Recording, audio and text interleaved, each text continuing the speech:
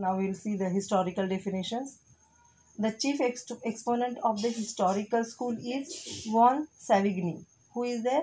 Von Savigny, underline kara. Historical jurisprudence examines the manner or growth of a legal system. Historical definition ni कसं केलेलं पहा.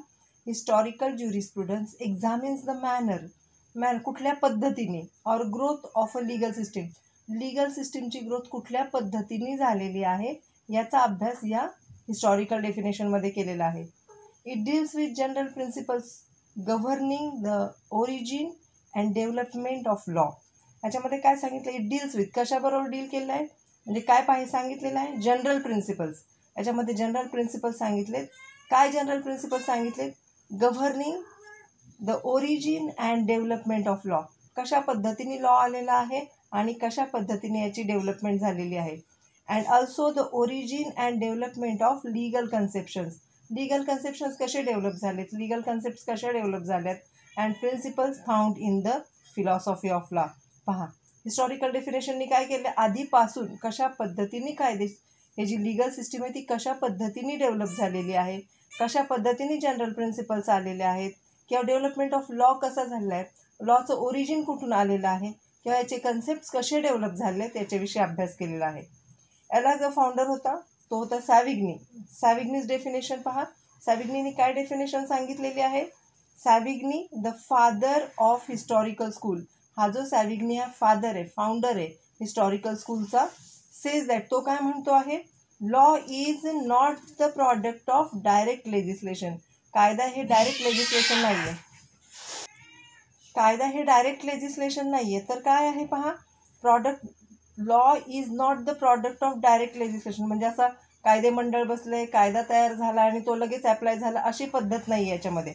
But it is due to the silent growth of custom or outcome of unformulated public or professional opinion. पहा, according to Savigny कायदा असाच बनलेला नाही किंवा डायरेक्टमध्ये काय एखादी लेजिस्लेशन झालं लगेचच्या लगेच आणि रूल अप्लाय झाला असं झालेलं नाही. बटला अंडरलाईन करा. Is due to silent growth of customs होते, आधीच्या रूढी परंपरा होत्या त्या सायलेंटली ग्रो होत काय झालेलं आहे तर कायदा बनलेला आहे. और आउटकम ऑफ अनफॉर्म्युलेटेड पब्लिक और प्रोफेशनल ओपिनियन. लोकांनी त्याच्यावर मतं मांडलेली आहेत किंवा काही प्रोफेशनल लोक होते त्यांनी त्याच्यावर ओपिनियन्स दिलेले आहेत. He says that law not as the body of rules sed bye determinate authority. Law काय असं डिटर्मिनेट अथॉरिटी किंवा एक अथॉरिटी नेमलेली आहे आणि त्यांनी लगेच कायदा बनवलेला असं झालेलं नाही. But as rule consist partly of social habit and partly of experience. जे समाजामधले हॅबिट्स आहेत किंवा कस्टम्स आहेत किंवा पार्टली एक्सपिरियन्स येत गेलेले आहेत त्याच्यामधून हा कायदा डेव्हलप झालेला आहे. अकॉर्डिंग टू सॅव्हिग्नी तो म्हणतो डायरेक्टमध्ये कायदा बनलेला नाही तर हळूहळू ग्रोथ होत गेली. आधी काही कस्टम्स होते किंवा रूल्स रेग्युलेशन्स होते किंवा पब्लिक ओपिनियन होते, प्रोफेशनल ओपिनियन्स होते, या सगळ्यांमधून कायदा बनत गेलेला आहे. Okay, and this is the definition of historical definition. एकटा सॅव्हिग्नी त्याचा फाउंडर आहे. आता सोशोलॉजिकल डेफिनेशन पाहूया. The law has also been defined from the point of sociology. Sociological व्ह्यूनी सुद्धा कायदा डिफाईन केला गेला आहे. From sociological point of view, law is essentially and exclusively a social fact. हा काय म्हणतो की सोशोलॉजिकल डेफिनेशननुसार काय सोशल फॅक्ट आहे. समाजात जे बदल घडतील, समाजात जे रूल्स अँड रेग्युलेशन्स येतील त्याच्यामधून हा कायदा बनलेला आहे. The foundation of law is an essential requirement of the community life. दररोज काहीतरी कम्युनिटीत घडत असतं, समाजात घडत असतं आणि त्याच्यातून नवीन कायदे घडत असतात. फॉर एक्झाम्पल पहा की ब्लॅक मॅजिक ॲक्ट. समाजामध्ये ब्लॅक मॅजिकचं प्रमाण वाढलं, ब्लॅक मॅजिक ॲक्ट आलं. निर्भयाचं प्रकरण झालं, ज्युएनाईल जस्टिस ॲक्टमध्ये खूप मोठा बदल आला. त्याच्यानंतर 2005 साली हिंदू ॲक्टमध्ये हिंदू लॉनुसार मुलींना इक्वल पार्टनरशिप मिळाली प्रॉपर्टीमध्ये. हे काय झालं, समाजात ज्या घटना घडतात त्याच्यामधून नवीन कायदे बनत चाललेत. पुढं पाहूया. याचे फाउंडर कोण आहेत? सोशॉलॉजिकल डेफिनेशनचे आयरिंग आहे किंवा इहरिंग पण म्हणतात त्याला. इहरिंग्स definition. Hearing defines law as the form of the guarantee of the condition of life. हा लॉ काय आहे? The form of guarantee of the conditions of life of society assured by states power constrain. Constrain म्हणजे काय? मन वळवून, दबाव आणून एखादी गोष्ट करायला लावणे. समाजात ज्या घटना घडतात त्याच्यावर कुणाला तरी बॉदरेशन करायचं आणि मग त्या घटना घडवून आणायच्या. त्याला म्हणायचं सोशॉलॉजिकल डेफिनेशन. पाऊंड काय म्हणतो? Pound defines law as a social institution to satisfy social wants. Wants म्हणजे नीड. सॅविग्नी पाऊंड म्हणतो law as a social institution. हे सोशल इन्स्टिट्यूशन आहे कायदा म्हणजे. आणि काय करतं हे? To satisfy social wants. हे काय सॅटिस्फाय करतं? सोशल वॉन्ट्स सॅटिस्फाय करतं. According to Pound, law is the body of principles recognized or enforced by public and regular tribunals in the administration of justice. Law काय करतं? According to pound काय म्हणतो? Law is the body of principles. तत्वांची एक body बनलेली आहे. Recognised और enforced by public, लोकांनी जे एन्फोर्स केलं ते, and regular tribunals in the administration of justice. जस्टिसचं किंवा ॲडमिनिस्ट्रेशन करत असताना, न्यायदान करत असताना पब्लिकनी काय केलेलं आहे? किंवा रेग्युलरली प्रिन्सिपल्स काही निर्माण झाले आहेत, तत्त्व बनलेली आहेत आणि त्याच्यामधून कायदा झालेला आहे. डायसची डेफिनेशन वेगळी आहे पहा. According to Dias, law consist largely of ought. Ought म्हणजे should be, you should do that.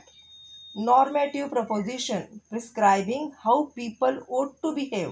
त्यांनी सांगितलं की समाजातल्या लोकांनी कसं जगायला पाहिजे, असंच जगायला पाहिजे. Ought to, should be, behave.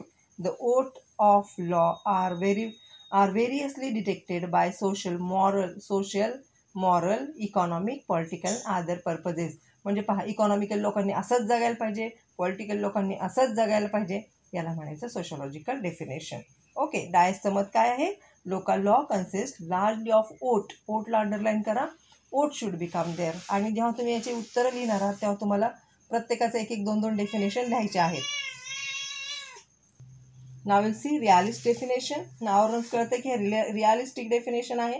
The realist movement which prefers not to be called a school, याला स्कूल म्हणता येणार नाही किंवा तत्व म्हणणार नाही, is a branch of sociological school. Sociological स्कूलचीच ब्रांच आहे ही. It studies law as it is in its actual working. कायदा जसा आहे तशा पद्धतीने याचा अभ्यास केला जातो. अँड इफेक्ट, त्याचे परिणाम पण तशाच पद्धतीने अभ्यास केले जातात. म्हणजे त्याच्यामध्ये काही हिस्ट्री वगैरे काही शोधलं जात नाही.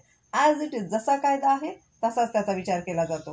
It has been summed up by its exponent. काय समोर केली पहा. याचा होम्स जस्टिस, होम्सने लिहिलेला आहे. Holmes justice, the realist considered the law to be a part of judicial processes. त्यांच्या मते काय आहे? ज्युडिशियल प्रोसेसचा एक भाग आहे कायदा. He says that the processes of what the court will do in fact and nothing more pretentious are what is law. कायदा आहे तसा वापरला जातो. काय असायला पाहिजे कायदा, प्रिटेन्शियस त्यांनी काय प्रिटेंड केलं पाहिजे, हे काही याच्यामध्ये रिअलिस्टिक स्कूलमध्ये वापरलं जातं नाही. Okay, according to realist the formal law is simply a guess. आधीचा कायदा कसा आहे? गेस आहे तो. As to what the courts would decide and law is that what the court actually decide. पहा, जे आधीचे कायदेत रिअलिस्टच्या मते काय आहे? कोर्ट काय डिसाईड करतो, कोर्ट कायदा कसा वापरतो, ॲज इट इज कायदा वापरला जातो. त्या कायद्याचं काय केलं जातं? कुठलंही प्रेडिक्शन वगैरे न करता डायरेक्टमध्ये कायद्याचं ॲप्लिकेशन म्हणजे realistic school. Law is that what the courts actually decide. They consider law as the social institution. ते काय कन्सिडर करतात? लॉ हे काय सोशल इन्स्टिट्यूशन आहे. काय जशी केस येईल तशा पद्धतीने कायदा वापरायचा. हे रिअलिस्टिक स्कूलवाल्यांचं तत्व आहे. ओके, तर आत्तापर्यंत आपण पॉझिटिव्हिस्ट पाहिलेत, हिस्टॉरिकल पाहिलं, सोशॉलॉजिकल पाहिलं आणि realistic definitions of the school पाहिलेले आहेत, लॉ पाहिलेला आहे. त्यामुळे आता त्याचा व्यवस्थित अभ्यास करा. थँक्यू.